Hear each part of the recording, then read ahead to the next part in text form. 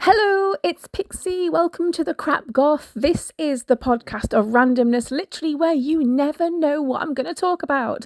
And so previously, I've kind of touched on subjects which are just stupid and out there and sweary.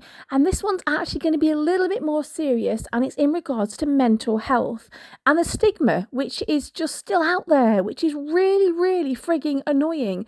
So, as a bit of an introduction, I suffer really badly from mental health issues. I am in a working diagnosis of schizophrenia. I have PTSD, severe anxiety. I have panic attacks, anxiety attacks. I can't leave the house alone. There's just so many things going on. Now, I have a big backstory that I'm not going to go into today.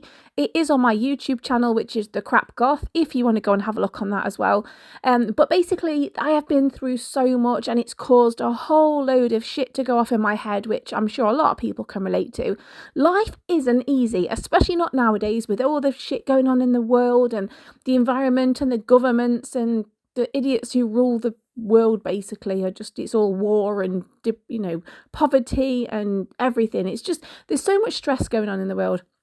But this one is actually about the way that people kind of acknowledge or don't acknowledge really mental health issues, and actually how serious that can be and how detrimental to someone's mental health and well-being and those around them as well. So really the reason I'm doing this one is because I believe that I have been discriminated against by a I'm probably going to name them, I don't care actually. It's the DVLA basically, which is the driving people in the UK, the whole driving authority. So basically what has happened is that I've been driving since 2012. I have absolutely no issues whatsoever. I'm not taking any medication whatsoever at all either, because I literally don't need it. I have a full medical team behind me, a psych team, a GP, a psychiatrist, all of that kind of stuff. And I have full medical backing to say that I am absolutely fine to drive. Again, not taking any medication, not a threat to the public or anything at all. But unfortunately, the DVLA have taken it upon themselves to decide to revoke my driving licence. And why?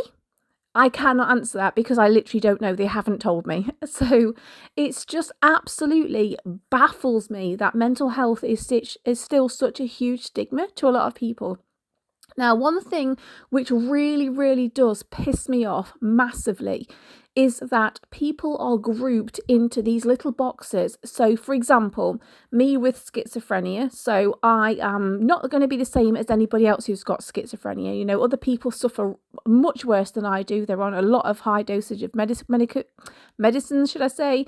They'll be receiving a lot of psychiatric help, possibly in and out of hospital, which I also have been, by the way.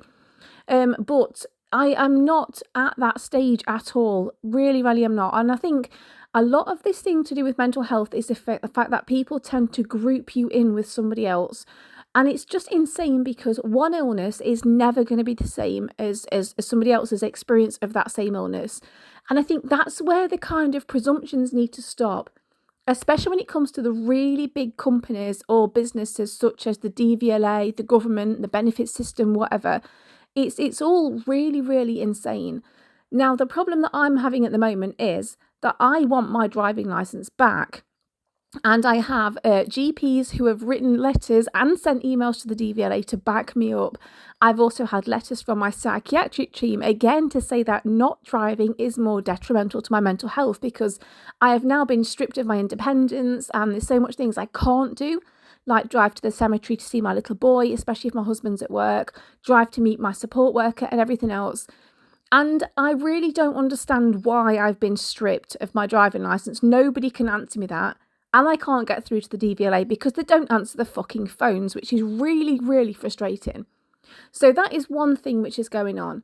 I think something else as well is the fact that, again, it's a whole stigma to do with mental health. So at the moment, I know there's been so many campaigns out there, especially within the UK, like Let's Get Britain Talking and Talking Mental Health, and there's all these hashtags being thrown around everywhere, because I think they're trying to normalise the fact that it's okay to talk about mental health, and it is, absolutely it is. But then when you do, you get penalised for it. And I don't know if any of you have actually experienced this either as well. So if you are honest on a medical form and you say, I have this wrong with me, instantly you are like put into this category of either being unstable or I don't know, something that you can't do. So basically the driving license thing for me was, I have been driving, like I said, with absolutely no issues whatsoever for many, many, many years. And what it was the fact that I used to have dreadlocks down past my arse. I am covered in tattoos all over my face, my neck, my hands, everything. I have a lot of facial piercings as well. And I've changed, obviously, since 2012. I am now, in a working diagnosis of schizophrenia, whereas I wasn't before. I look very, very different. So I decided, because I'm sensible, to go and change my photo card license. So I filled out all the forms, wrote down on the medical section that obviously I'm in a working diagnosis of schizophrenia and all that kind of stuff. 6 months, 6 months it took the DVLA to contact my GPs to find out exactly what is going on with my mental health. Now, unfortunately for me, the timing was a little bit off, because had they done this a day earlier, I would have actually been okay. But as it happens, I lost my little boy. My beautiful little 11-year-old boy passed away in my arms in July last year. And I have been struggling immensely with that. But I've been carrying on both of the YouTube channels, because he was also a YouTuber as well. I am advocating for mental health as well. I've been doing a lot of videos, doing a lot of renovations at home and kind of documenting that. I've been keeping myself really busy. But then it got to the point where I had a slip literally for 24 hours. And obviously my care team were involved in that as well. And it was documented on record that I had this slip.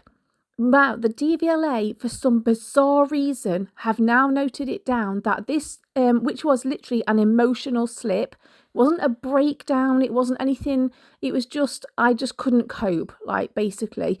And because I spoke out about it, the DVLA put it upon themselves to write down on a letter that I had a psychiatric episode or a psychiatric illness, whatever it was. Now, I do technically have a psychiatric illness, but that was not affecting me at all. It was the fact that the grief of my little boy's loss hit me so hard that I just absolutely broke down. And yet the DVLA have got misinformation on their files. So they took it upon themselves to then revoke my licence for 3 months, pending a medical investigation at the end, which I was pissed off about initially, but I can understand why they've done it. So at the end of it wasn't even at the end of the 3 months. It was less than that. And I spoke to the GP who actually wrote to the DVLA, and she said that she would send me a letter backing me up, basically to say that I am fine to drive. There is literally no medical reason at all why I cannot drive a car. In fact, it's brilliant for me to drive. It's doing my mental health the world of good. Literally, my mental health team have said the same thing. These letters were sent off first class recorded delivery to the DVLA almost 2 weeks ago. And I have still heard absolutely nothing back. And all the medical people involved are absolutely disgusted in this as well. So what the fuck is going wrong with this country?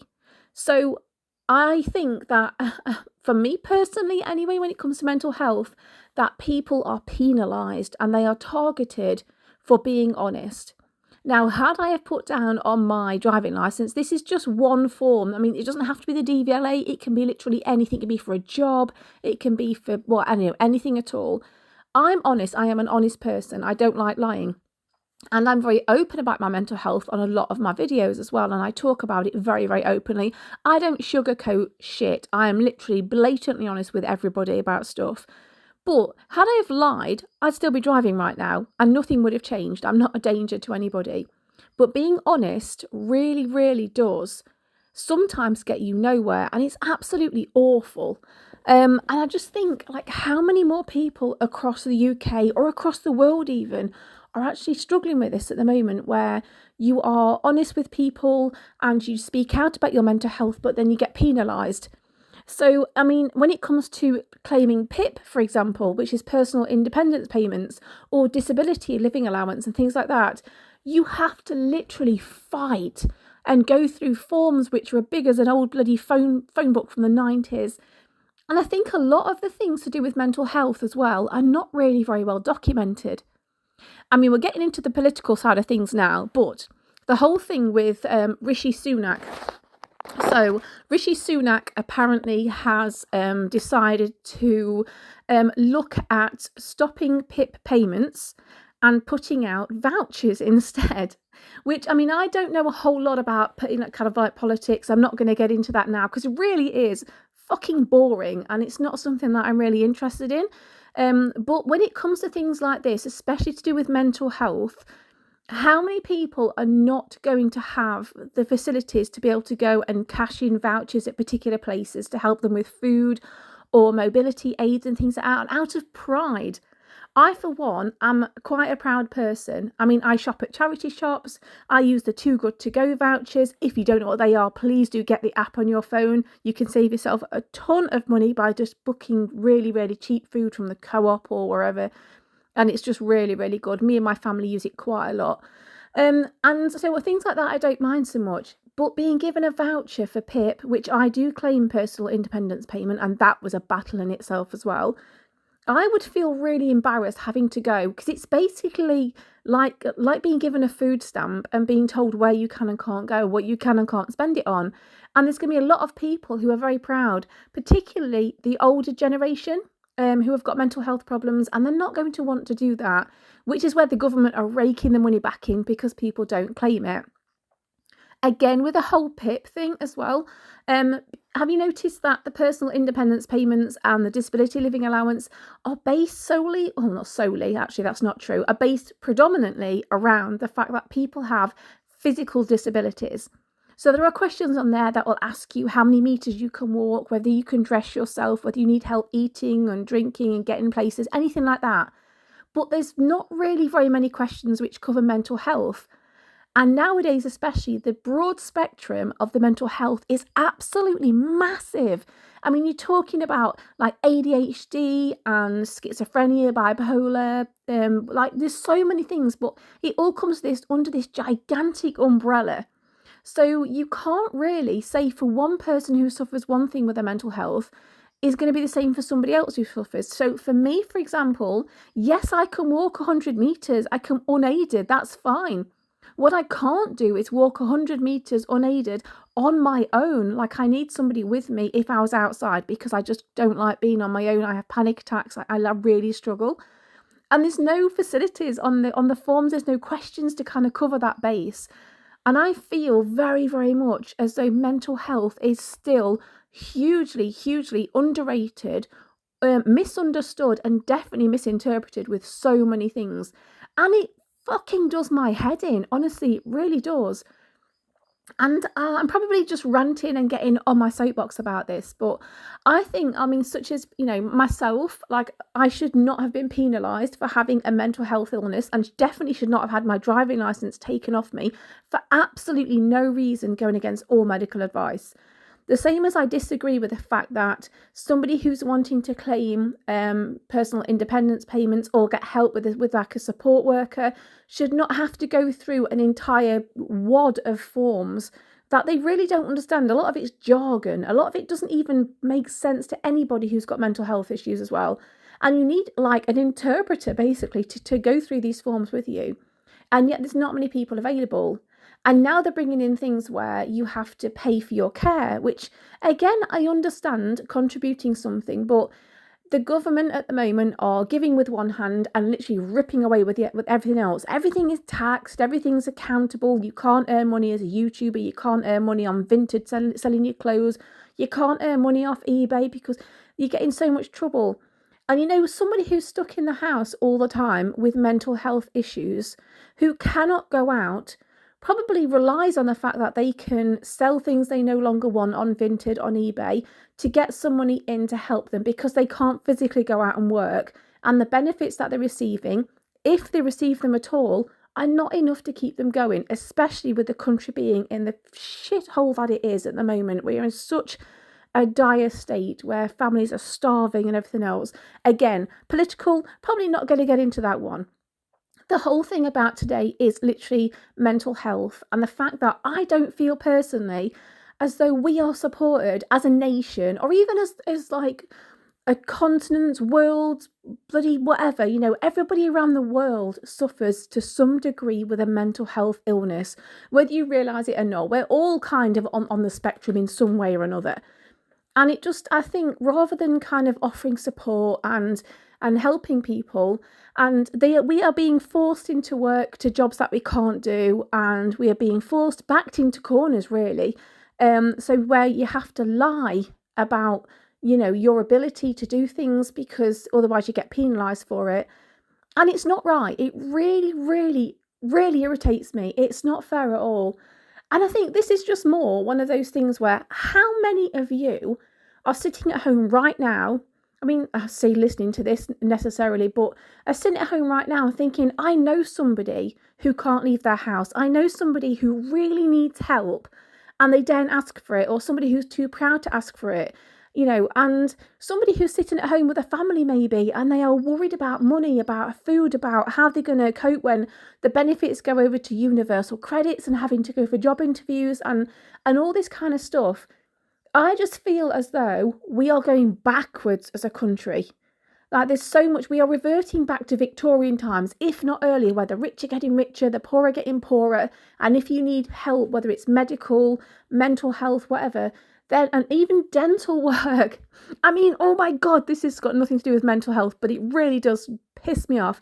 I have a little 6-year-old daughter, and we rang through 30 dental practices, 30, just to get her registered at a dentist, because we can no longer afford the private fees that our other dentist is charging, which is an amazing dentist, but we just can't do it anymore. I've lost my little boy. We are on minimal amount of wages. My husband is on sick leave, long-term sick leave. So obviously money is very, very tight. And so we're we're worried about her mental health, and she's got this fear now of hospitals, and this fear of, she likes nurses and things, but my little boy was in palliative care for a long time. And she saw him when he was in comas and after 2 heart transplants that he had. And then she saw him after he passed away. And so although she trusts the medical professionals, she does get nervous around them. So trying to find someone that is going to help her mentally as well, if she goes to a dental practice and she needs some work doing because she's only little, are they going to be patient with her? Are they going to understand she's had trauma? Or is she just another number, another name on a list? And that is kind of how I feel. I feel that we are losing our identities, that we are becoming this huge big brother nation where we are just a bloody name on a piece of paper. We are a number on a list. We're losing our identities as people. We're losing our rights as people as well. I mean, Britain wants to pull out of the EU human rights thing, as far as I'm aware. This is all this stuff that's been popping up. And I just feel as though humanity is losing its humanity, if that makes sense. And it's just scary. It really, really is scary. I mean, how many people take their lives every single year? I've had really close family members take their lives. I myself, only a few months ago, wanted to take my life. I didn't do it. I'm not going to get into that. But obviously, losing a child is awful. And that brings me to that one as well, with the mental health thing. I lost my little boy on the 9th of July last year, 2023. I have received no grief counselling, no therapy, no nothing. And why? Because there are no spaces. There's nobody to see me. Now, before my little boy passed away, because he was in palliative care, I was receiving therapy. I was receiving, I was seeing a psychologist regularly. But because I'm now in a stage of grief, I'm not allowed to see a psychologist until I've had grief counselling. But I can't have grief counselling because there's no spaces available. I mean, we are coming up to the 11 months. Well, it'll be 11 months on the 9th. And it's just, I have had nothing. I've had no help at all. Yes, I've seen people who kind of visit the house, but I've had no proper counselling because there is absolutely no facilities available unless you've got the money to pay private, which I don't. I really, really don't have the money to pay for it for anybody. And so this is what I do. I go onto YouTube, I talk about grief and loss on YouTube, and I interact with the world about things like that. And it's insane. We shouldn't have to do it.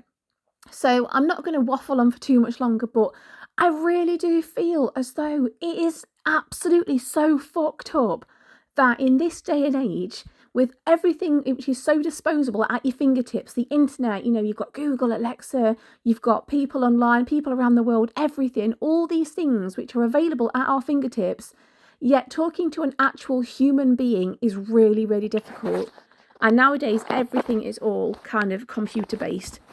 And I think that's quite scary, actually. It really, really is, And that was it, really. It's just more a bit of a rant about the fact that to say we are like in this amazing digital age with all this AI technology and all these things that can, I don't know, it just fucking baffles me, everything baffles me. But to sit down and talk to another human being about your feelings and be open and honest and not get penalised or punished or put on a list somewhere that's going to take 2 years to be seen by somebody is absolutely insane. And hindsight is a wonderful thing.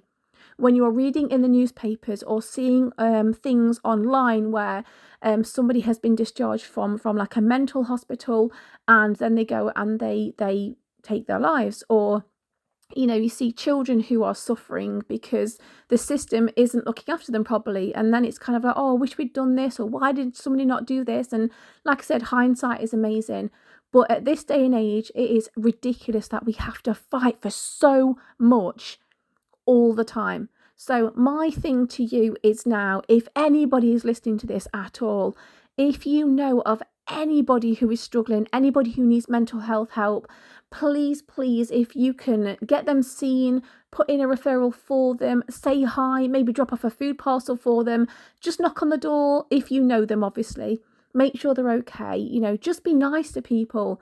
Because seriously, I know that definitely when I am out and about, I'm never on my own, obviously, but if I'm out and about and especially looking the way that I do, which is like fully tattooed and pink hair and very, very, very alternative, a lot of people, not everybody, but a lot of people will judge me instantly and won't even look at me.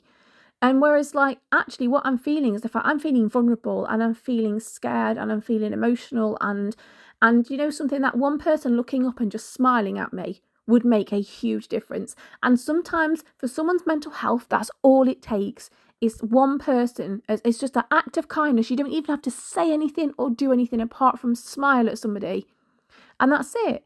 But obviously, if you can help somebody, help them walk into town, maybe get them some shopping, speak to them online, anything at all, I don't know. We just need to look after each other, because clearly the government is failing us massively. There's not enough people to help other people. There's not enough resources to go around. The NHS is struggling and failing massively because of budget cuts here, there and everywhere. So I think it's going to be down to us to look after each other. And that mental health should not be this huge taboo subject, which it blatantly still is, no matter what all this shit's saying on telly about, everything being open and honest. It really isn't. Mental health has a huge stigma attached to it. And you can't tar everybody with the same brush, because you've got one person who maybe goes out and does something really evil to somebody else and they claim they're suffering from mental health issues, or they are suffering from mental health issues, does not necessarily mean that the next person who looks similar or who has the same illness is also going to do the same thing. The nicest people in the world can be the most people who are suffering. So yeah, I'm probably babbling to all of you, but it's something I'm so passionate about. So please be nice to people. Please be understanding as well when you ring up somebody on a phone line. And I know this because my husband works in customer service and he gets really upset because people just have a go at him. And we've just lost our son and we've been through so many bad things, awful things. You never know what that person is going through. You don't know that the checkout person at your local supermarket, who might look miserable as fuck, has not just experienced a bereavement or is going through abuse at home or is struggling mentally to even get out of bed and get to work, let alone interact with everybody, smile and pretend everything's okay for the sake of a few quid in the pocket. So just be nice to people, because nobody really knows what's going on behind that mask and behind closed doors. And that's pretty much it, really. So yeah, If any of you happen to work for the DVLA, by the way, please do feel free to find out what the fuck is going on, and please give me my driving licence back, because it is totally uncalled for. And, tell them to sort the phone lines out, because it's very frustrating when I'm actually trying to talk to somebody. But apart from that, that is the end of this one. I had a bit of a rant, which I will do every now and then, but I am very, very passionate about advocating for mental health and getting people to try and understand it and make it a bit less of a taboo subject. So thank you so much for listening. It is massively appreciated. I wish you all well. I hope everybody's okay. Please do jump over. I keep saying this. If you could jump over and support my YouTube channel, which is The Crap Goth. There's a few ranty bits on there. There's some funny bits on there as well. But yeah, I like it. It's really passionate. I advocate for children's mental health as well as adults as well, because my little boy, he suffered horrendously and he didn't have the support that he needed either before he passed away. So this is really, really close to my heart as well. So that is it now. Just take care of yourselves. Thank you so much for listening. And yeah, please, stick with this channel of randomness, because the chances are the next couple of days, I'll be banging on about something else, which is completely different and a lot more upbeat. Right, thank you for listening, and I shall speak to you all soon. Bye. Take care of yourselves, okay? Life's important.